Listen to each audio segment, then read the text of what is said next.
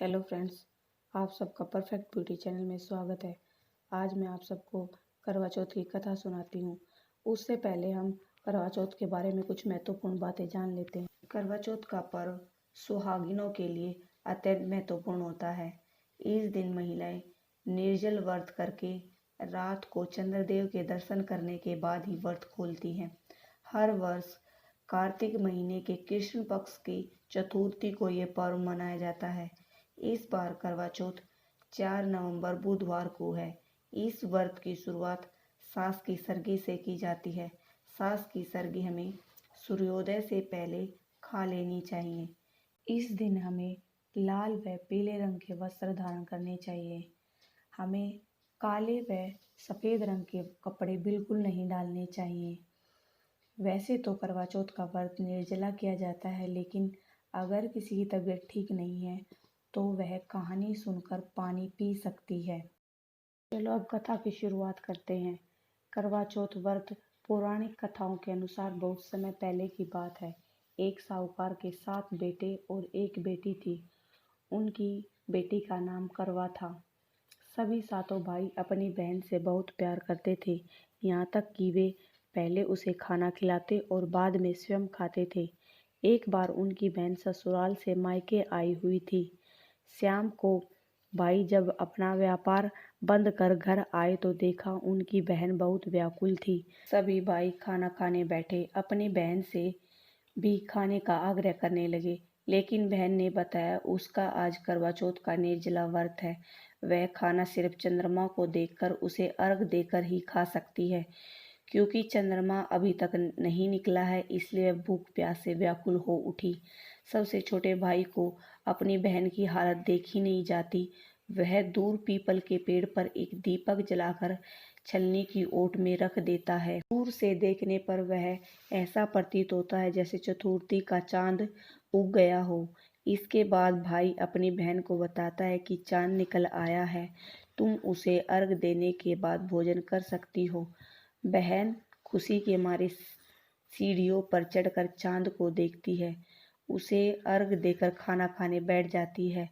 वह पहला टुकड़ा मुंह में डालती है तो उसे छींक आ जाती है। दूसरा टुकड़ा डालती है तो उसके मुंह में बाल निकल आता है। जैसे ही तीसरा टुकड़ा मुंह में डालने की कोशिश करती है तो उसके पति की मृत्यु का समाचार उसे मिलता है। वह बौखला जाती है। उसकी भाभी उसे सच्चाई से अवगत कराती हैं। उसके साथ ऐसा क्यों हुआ?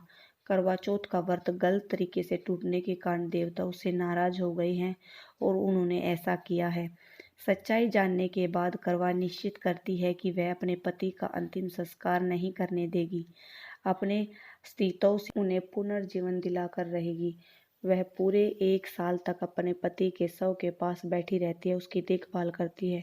उसके ऊपर उगने वाली सुईनुमा घास को वह एकत्रित करती जाती है।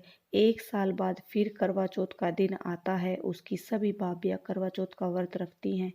जब भाभियाँ उससे आशीर्वाद लेने आती हैं तो वह प्रत्येक भाभी से यम सुई ले लो, पिया सुई दे दो, मुझे भी अपनी जैसी सुहागिन बना दो, ऐसा आग्रह करती हैं।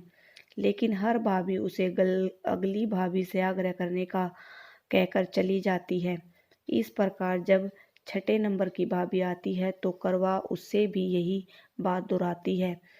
यह भाभी उसे बताती है चूंकि सबसे छोटी भाभी की वजह से उसका व्रत टूटा था, अतः उसकी पत्नी में ही शक्ति है कि वह तुम्हें पति को दोबारा जीवित कर सकती है। इसलिए जब वह आए तुम उसे पकड़ लेना। जब तक वह तुम्हारे पति को जिंदा न कर दे उसे नहीं छोड़ना। ऐसा कहकर वह चली जाती है। सबसे अंत में छोटी भाभी आती है। करवा उनसे भी सुहागिन बनने का आग्रह करती है, लेकिन वह टाल मटोल करने लगती है। इसे देख करवा उन्हें जोर से पकड़ लेती है और अपने सुहाग को जिंदा करने के लिए कहती है। भाभी उससे छुड़वाने के लिए नोचती है, खसोटती है, लेकिन करवा नहीं छोड़ती।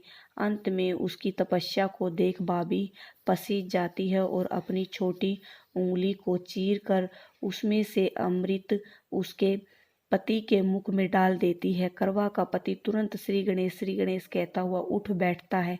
इस प्रकार प्रभु कृपा से उसकी छोटी भाभी के माध्यम से करवा को अपना सुहाग वापस मिल जाता है। हे श्री गणेश माँ गौरी, जिस प्रकार करवा को चीर सुहागन का वरदान आपसे मिला है, वैसे ही सब सुहागिनों को मिले। अब मैं आपको गणेश जी की कथा सुनाती हूँ। करवा चौथ की व्रत कथा के साथ हमें गणेश जी की व्रत कथा जरूर सुननी चाहिए। गणेश जी विनायक की कथा इस प्रकार है। जय श्री गणेश। एक अंधी बुढ़िया थी जिसका एक लड़का लड़के की बहू थी। वो बहुत गरीब था। वह अंधी बुढ़िया नित्य प्रति गणेश जी की पूजा किया करती थी। गणेश जी साथ साथ सन्मुख आकर कहते थे कि हे बुढ़िया माई, तू जो चाहे मुझसे वर मांग ले। बुढ़िया कहती, मुझे मांगना नहीं आता, तो कैसे और क्या मांगू। तब गणेश जी बोले कि अपने बहू बेटे से पूछकर मांग ले। तब बुढ़िया ने अपने पुत्र और वधू से पूछा तो बेटा बोला कि धन मांग ले। बहू ने कहा पोता मांग ले। तब बुढ़िया ने सोचा बेटा तो अपने अपने मतलब की बात कर रहे हैं, अतः इस बुढ़िया ने पड़ोसियों से पूछा तो पड़ोसियों ने कहा बुढ़िया तेरी थोड़ी सी जिंदगी है, क्या धन मांगे क्या पोता मांगे, तू केवल अपने नेत्र मांग ले, जिससे तेरी शेष जिंदगी सुख से व्यतीत हो जाएगी।